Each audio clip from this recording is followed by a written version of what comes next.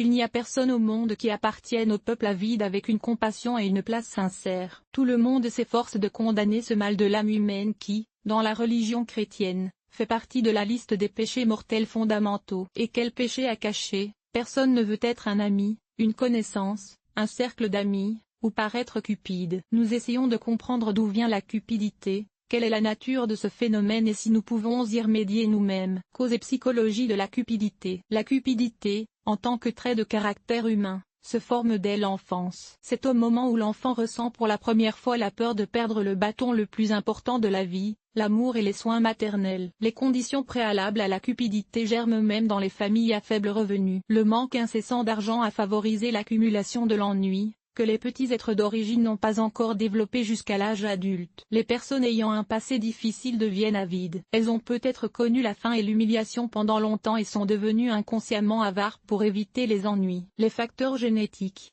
Souvent, les enfants absorbent le comportement des adultes comme des éponges, parce que leurs parents ont grandi dans la même famille. Dans la plupart des cas, la cupidité devient inhérente aux générations suivantes. Mauvaise éducation. Certains parents prennent soin de leur enfant chéri et le programment pour qu'il acquiert certaines qualités de personnalité. Par exemple, ils peuvent dire à leur bébé lorsqu'il prend de la nourriture, des jouets, etc. mange et joue tout seul. Les parents, par leur exemple et leur conviction directe, enseignent à leurs enfants l'égoïsme et mettent l'accent sur l'attention que l'organisme en croissance doit porter à ses propres besoins et intérêts. Problèmes et barrières psychologiques. Toute une série de complexes humains graves et de phobies peuvent être dissimulés avec avidité. Pour masquer ces carences, l'homme tente de les compenser par un besoin excessif de présence et d'accumulation de biens matériels. Parfois, les personnes déçues par les autres se retrouvent au coude à coude. La solitude et la dépression peuvent favoriser de telles attitudes face à la vie. Les personnes âgées sont particulièrement avides. De telles caractéristiques sont la compagnie constante de personnes qui ne font pas confiance aux autres. Ce qui se manifeste, signes, symptômes. Il n'est pas si difficile de déterminer qui est cupide. L'essentiel est de ne pas confondre le véritable vice avec la véritable économie. Si une personne a un revenu très faible et ne peut donc pas se permettre d'être extravagante, elle est excessivement timide pour ne pas s'exhiber une fois de plus. Cependant, il existe de véritables manifestations de cupidité. Il s'agit avant tout d'un complexe de composantes. Jadina ne croit pas en la justice, recherche constamment la culpabilité de ses propres échecs, envie ceux qu'il considère comme plus prospères et plus heureux,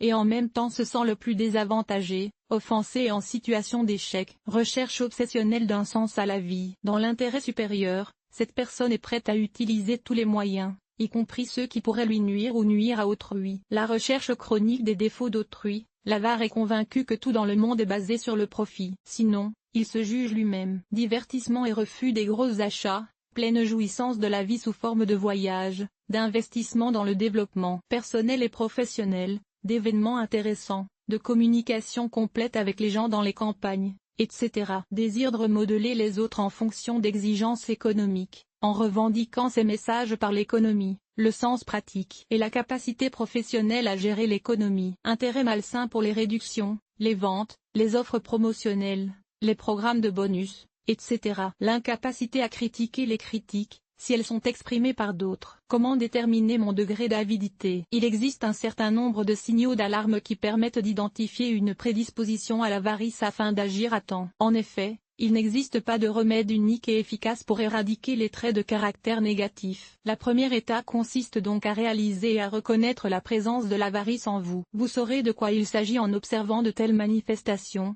Vous vous rendez souvent en visite pour des fêtes amicales ou des vacances. Pour éviter cela, ne laissez jamais d'indices dans les cafés et les restaurants et trouvez toujours des excuses et des arguments. Ne pas participer à des événements caritatifs ou à des promotions pour motiver la fraude. Ne favorisez pas les prêts, et pas seulement à des personnes indignes de confiance, mais aussi à celles qui assument peut-être leurs responsabilités. Souvent, vous ressentez une insatisfaction interne, des désagréments et un mécontentement à l'égard de la vie, et plus vous essayez de changer la situation, plus vous avez le sentiment répressif que tout n'est pas comme il le semble. Vous pensez à l'argent, même lorsque vous ne devriez pas le faire, vous êtes constamment fixé sur des problèmes financiers avec des niveaux de revenus satisfaisants. Si vous souffrez de pensées obsessionnelles sur les revenus, que vous planifiez constamment des façons de dépenser de l'argent, que vous voulez les compter et en parler, c'est une raison sérieuse de réfléchir. Lorsque quelqu'un paie vos comptes et vos achats, vous aimez vivre aux dépens des autres et vous éprouvez un plaisir sans pareil. Ce phénomène peut se manifester différemment, des obligations oubliées,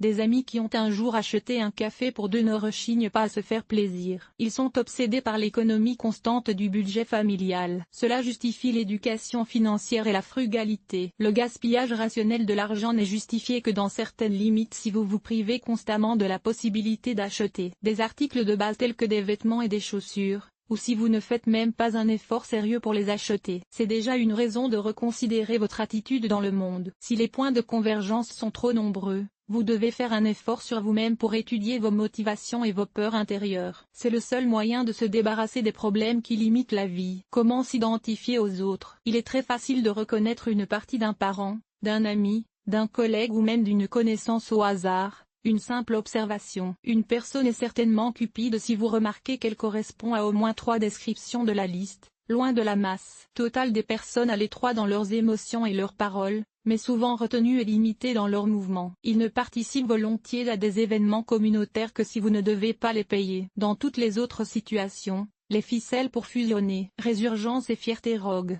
La cupidité typique se considère au-dessus des autres dans les rangs sociaux. C'est parce qu'il est mieux conçu et que, contrairement aux autres calamars, il dispose d'un oreiller de sécurité financière qu'il ne gaspille pas. Trop pédant.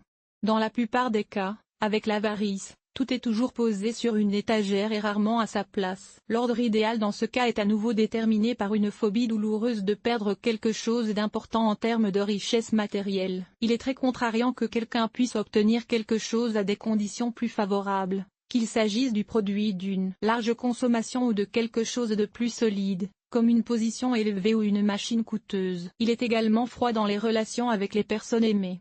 Goldenham a beaucoup de mal à rompre le lien, à s'attacher au sexe opposé et à montrer simplement sa participation. Ces personnes se disputent souvent, non seulement avec elles-mêmes, mais aussi avec leurs parents et amis, car elles présentent des exigences exagérées, et parfois exorbitantes. En quoi cette connaissance peut-elle être utile? Savoir que l'avidité est un problème urgent est important et nécessaire dans les relations avec les autres et avec soi-même. Identifier de près les défauts caractéristiques peut aider à filtrer les contacts et les communications et à les établir de manière à communiquer moins avec l'avidité. Car, par exemple, prendre l'argent d'un avare ou lui demander d'acheter en échange d'une somme ultérieure, c'est une entreprise manifestement vouée à l'échec. Mais, bien sûr, la connaissance de l'avidité est davantage du côté du porteur de mots désagréables, pour une série de raisons. Tout d'abord, le vide intérieur et l'avidité sont les deux parties d'un même ensemble. Lorsqu'une personne est avare, cela se manifeste non seulement par la consommation de biens et de choses et le dépôt d'argent,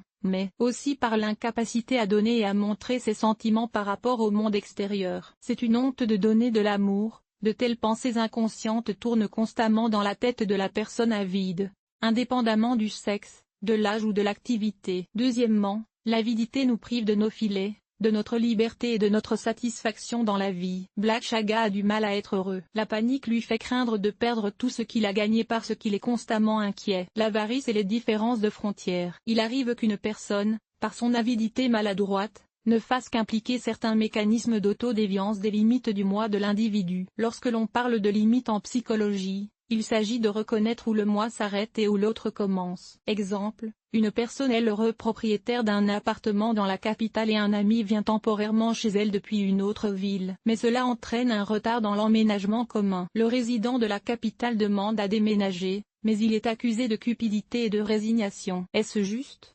Bien sûr que non. Peut-on qualifier de cupide celui qui fait une demande logique? Là encore, non. Il ne fait que protéger sa propriété et défend donc son droit à l'espace personnel. Protéger ses limites personnelles n'est pas de l'avidité, c'est une manifestation de respect de soi. S'il se sent dégoûté ou estime qu'il ne prête pas, chacun a le droit de ne pas partager les choses et sait qu'il a affaire à un personnage irresponsable. Une personne qui n'est pas guidée par la cupidité expliquera inévitablement les motifs de son comportement et donnera des raisons objectives de ne pas vouloir partager quelque chose. Conclusion. Les causes et les signes de la cupidité peuvent donc être différents. L'essentiel est de pouvoir trouver la force de changer pour le meilleur, d'être orienté vers le bon chemin de l'être aimé et, si c'est impossible, de s'éloigner de la personne qui ne sait pas aimer et donner. L'article vous a-t-il aidé? Note 4. 4.5. 4. 4.5. Note 14.